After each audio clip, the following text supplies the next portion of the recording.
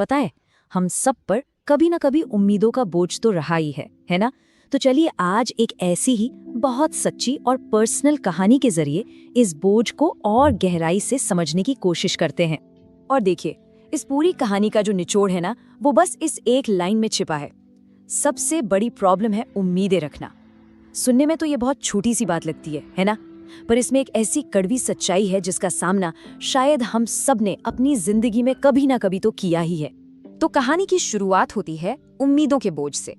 समझिए, ये वो पहला चैप्टर है जहां से सारी मुश्किलों की नींव रखी गई। जरा सोचिए, एक ऐसे नौजवान के बारे में जो अपने परिवार में पहला है, जिसे घर से दूर जाकर पढ़ने का मौका मिला। अब उसके कंधों पर सिर्फ अपनी उम्मीदें नहीं थी, नहीं, बल्कि पूरे के पूरे परिवार का भविष्य बदलने की आशा थी। ये कितना बड़ा जिम्मा रहा होगा। और यहीं पर एक बहुत बड़ा कॉन्ट्रास्ट देखने को मिलता है। एक तरफ था सपना, एक सुरक्षित सरकारी नौकरी का जो पूरे परिवार का भविष्य बना सकती थी, और दूसरी तरफ हकीकत, कम पैसे वाली प्राइवेट नौकरियां जो बिल्कुल एक बंद गली जैसी लगती थी, जहां से आगे कोई रास्ता ही नहीं है।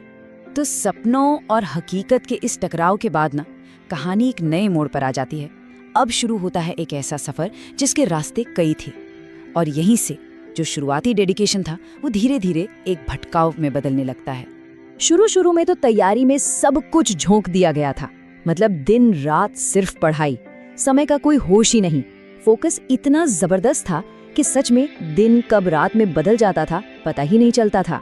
लेकिन फिर क्या हुआ? परिवार का दबाव आया। देखिए, नियत तो अच्छी थी, पर उस दबाव में फोकस बिखरने लगा। पहले यूपीएससी की तैयारी, फिर कहा गया एसएससी की भी कर लो, फिर रेलवे की भी। मतलब एक तरह से किसी भी सुरक्षित सरकारी नौकरी की एक लगातार खोज शुरू हो गई। अब एक लक्ष्य नहीं था, बल्कि कई लक्ष्यों का पीछा हो रहा था। और ये जो कोट है ना, ये इस बात को बिल्कुल साफ कर देता है। उनकी समझ में सिर्फ गवर्नमेंट होती थी। मतलब उन्हें अलग अलग एग्जाम्स की जो बारीकियों होती हैं, उनका उतना अंदाजा नहीं था। उनके लिए तो बस कोई भी सरकारी नौकरी एक जैसी थी। और यही सोच इस भटकाव का एक बहुत बड़ा कारण बन गई। अब इस भटकाव के साथ साथ पैसे की दिक्कतें भी सामने आने लगी, और यहीं से कहानी का तीसरा चैप्टर शुरू होता है। नौकरी और तैयारी का एक लगभग नामुमकिन सा लगने वाला संघर्ष। घर में पैसों की तंगी थी, तो परिवार ने सलाह दी कि भाई तैयारी के साथ साथ नौकरी भी कर लो। और ये एक बहुत ही मुश्किल, लेकिन शायद उस वक्त के लिए जरूरी फैसला था।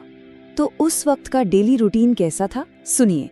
सुबह 8 बजे से शाम 6:30 बजे तक नौकरी, और फिर शाम 7 बजे से रात 10 साढ़े 10 बजे तक लाइब्रेरी में पढ़ाई।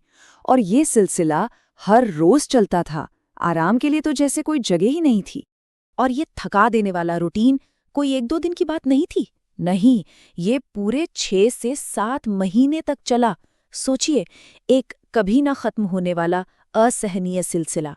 और फिर आखिरकार वो ब्रेकिंग पॉइंट आ ही गया। ये एहसास हुआ कि नौकरी और पढ़ाई दोनों एक साथ संभालना अब मुमकिन नहीं था।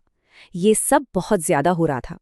और यही तो संघर्ष की सच्चाई है, जहां जुनून और जरूरत के बीच में इंसान पिस कर रह जाता है। इस ब्रेकिंग पॉइंट के बाद इस सफर के जो इमोशनल असर थे वो सामने आने लगे। थकान और अकेलापन। अब ये लड़ाई सिर्फ बाहर की दुनिया से नहीं थी, बल्कि एक गहरी अंदरूनी लड़ाई बन चुकी थी। सबसे पहले तो थी थकान, और ये सिर्फ जिस्मानी नहीं थी, ये दिमागी थकावट थी जो लगातार मेहनत करने और बार बार नाकाम होने से आती है। और इस थकान के साथ साथ एक डर भी बढ़ने लगा। समय तो बीतता जा रहा था, लेकिन कामयाबी कहीं नजर नहीं आ रही थी। भविष्य को लेकर एक अजीब सा, अनजाना सा डर मन में घर करने लगा था। और फिर आया अकेलापन। इस लंबे मुश्किल सफर में दोस्त, रिश्ते सब पीछे छूटने लगे, जिससे एक बहुत ही गहरा अकेलापन महसूस होने लगा। ये दिखाता है कि कभी-कभी कामयाबी की इस दौड़ में सबसे बड़ी कीमत हमारी इमोशनल हेल्थ को चुकानी पड़ती है। और ये जो लाइन है, ये उस वक्त की फीलिंग को एकदम सटीक तरीके से बताती है। एक टाइम पे इतना अकेलापन लगने लगा कि लगता था कि लाइफ में अब कुछ सही होगा ही नहीं। ये निराशा की इंतहा थी। तो ये जो पूरी पर्सनल कहानी है, ये हमें एक आखिरी और बहुत गहरे सवाल पर लाकर छोड़ देती है। सवाल ये है कि आखिर ये दर्द है किसका? क्या इस दर्द की शुरुआत सिर्फ मुझसे है? सच में ये एक बहुत ही मार्मिक सवाल है ना? ये सोचने पर मजबूर कर देता है कि क्या ये एहसास, ये तजुर्बा सिर्फ एक इंसान का है या फिर बहुत से लोगों का है? इस सवाल के पीछे एक इच्छा छिपी है, अनगिनत दूसरे लोगों की कहानियों को जानने की, जिन्होंने शायद ऐसे ही किसी सफर का सामना किया हो। ये दूसरों से कनेक्ट करने और ये समझने की एक कोशिश है कि इस संघर्ष में कोई अकेला नहीं है। और आखिर में ये कहानी हम सब के लिए अपने अंदर झांकने का एक मौका देती है, एक सवाल छोड़ जाती है। मेरी कहानी क्या है? ये एक ऐसा सवाल है जो हर किसी को अपने तजुर्बों और अपनी उम्मीदों पर सोचने के लिए मजबूर कर देता है।